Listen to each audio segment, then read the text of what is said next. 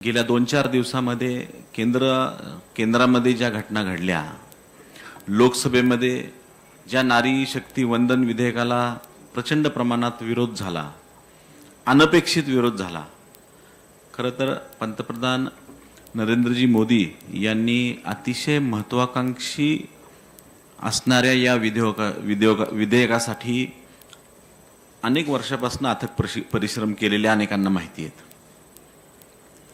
परंतु केवळ जनगणनेचा मुद्दा समोर ठेवायचा, निवडणुकीच्या बाबतीतले इतर मुद्दे समोर ठेवायचे आणि या विधेयकाला विरोध करायचा जो कुटील डाव काँग्रेस बरोबर असणाऱ्या त्यांच्या सहकारी इंडी आघाडीतल्या पक्षांनी मांडला आणि या विधेयकाला विरोध केला, त्या सर्व पक्षांचं त्या पक्षाच्या सभासदांचं मी या ठिकाणी तीव्र शब्दात निषेध करतो। खरं तर अनेक वर्षापासून या देशामध्ये महिलांना चांगल्या पद्धतीने खांद्याला खांदा लावून आणि देशाच्या प्रगतीमध्ये, उन्नतीमध्ये गल्लीपासून दिल्लीपर्यंत आपली भगिनी आपल्याबरोबर राहिली पाहिजे, कुठल्याही क्षेत्रामध्ये तिचं योगदान हे वाखाणण्यासारखं झालं पाहिजे आणि त्यासाठी त्यांना वेगवेगळ्या क्षेत्रांमध्ये संधी देत असताना कुठलंही क्षेत्र मागे राहता कामा नये। उद्याच्या काळात कदाचित या सभागृहातल्या खासदार झाल्या असत्या, उद्याच्या काळात कदाचित आमदार झाले होणारच आहेत, त्यात का शंका नाही। परंतु आजचा का परवाचा जो दिवस होता तो खऱ्या अर्थानं या देशामध्ये महिला भगिनींचा अपमान जो करण्यात आला, त्या अपमानासाठी हे सर्व पक्ष निषेधाच्या लायकीचेच आहेत। अनेक घटना, अनेक भूतकाळात आता जसं कुणाल वावळकरांनी डॉक्टर बाबासाहेब आंबेडकरांच्या बाबतीतली जी घटना सांगितली, ज्या व्यक्तीनं संपूर्ण जगाला हेवा वाटेल, जगाला आदर्शवत होईल अशा घटनेला निर्मिती करण्याचं काम ज्यांनी केलं, अशा व्यक्तीला सुद्धा ज्या लोकांनी सोडलं नाही, अशा व्यक्तीला चांगल्या चांगल्या गोष्टींमध्ये, मग ते महिला विधेयक असू द्यात, तो पूर्वीच्या काळात अनेक कामं डॉक्टर बाबासाहेबांनी सुचवली होती, त्यातला हा एक प्रमुख विषय होता। परंतु त्यानंतरच्या काळात सुद्धा महिला विधेयक का झाली नाहीत? आता खरं तर अनेक वेळा सांगितलं जातं पूर्वीच्या काळामध्ये महिला विधेयक आलं तर मग का झालं नाही, हा सुद्धा एक प्रश्न आहे। त्यामुळे केवळ नाटकं करायची असती विधेयक, महिलांना खऱ्या अर्थानं जर न्याय द्यायचा असता तर गतकाळात ही विधेयक मंजूर होऊन महिला आपल्या बरोबर खांद्याला खांदा लावून निश्चित सर्व क्षेत्रात अधिकारवाणीनं राहिली असती।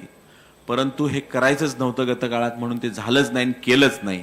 आज सुद्धा खऱ्या अर्थानं मनापासनं मोदीजी आणि त्यांच्या सर्व टीमनं हे सर्व विधेयक नारी शक्ती वंदन, म्हणजे ज्याला नाव पण इतकं समर्पक दिलेलं आहे, ज्या भगिनीमध्ये, ज्या मातेमध्ये जी शक्ती आहे, त्या शक्तीला वंदन करण्याची भूमिका ज्या व्यक्तीची आहे, अशा आदरणीय व्यक्तीच्या सर्व महिला भगिनींच्या भावनांना तडा गेला आणि हे विधेयक नामंजूर झालं। आज खरं तर आपल्या सर्व देशातल्या, जसं आमच्या एका भगिनीने म्हटलं, एका महिलेचा अपमान नाही, कुठल्या पक्षातल्या भगिनीचा अपमान नाही, हा प्रत्येक महिलेचा अपमान आहे। ही संधी होती, ही संधी आज त्यांनी परत पुन्हा एकदा डावलली आणि भारतीय जनता पक्षाला ते क्रेडिट मिळू नये, त्यांच्या सहकारी पक्षांना ते क्रेडिट मिळू नये। भारतीय जनता पक्षाबरोबर अनेक पक्ष सहभागी आहेत महायुतीमध्ये, त्या कुठल्याही पक्षाच्या कुठल्याही नेत्याला ते क्रेडिट मिळू नये अशा प्रकारची धारणा मनामध्ये ठेवून कुटील डाव रचला आणि त्या डावाचं साध्य खरं तर या बिलाला मान्यता त्यांनी दिली नाही। त्यामुळं ज्या केवळ महिला भगिनींच्याच नव्हे, ह्या आमच्या सुद्धा भावना आहेत। आता विनोद भाऊंनी सांगितलं की आपला सभागृहात तर अनेक वर्षापासून 50% जास्त महिला आहेत। महाराष्ट्र राज्यामध्ये हे विधेयक चालू स्थानिक स्वराज्य संस्थांना विधेयक लागू असताना राज्य पातळीवर, राष्ट्रीय पातळीवर सुद्धा या विधेयकाला आपली महिला भगिनी त्या सभागृहात आली पाहिजे। आपल्या भगिनीला सुद्धा समाजाच्या अनेक अडीअडचणी माहिती असतात, आपली भगिनी ही प्रामाणिकपणानं समाजाला आणि देशाला उन्नत करण्याचं काम करत असते। अशा भावनेनं जेव्हा आपण या विधेयकाला मंजुरी द्यायची होती, ती मात्र या सर्व काँग्रेस आणि त्यांच्या इंडिया आघाडीने नाकारली। हे त्यांचंच दुर्दैव आहे।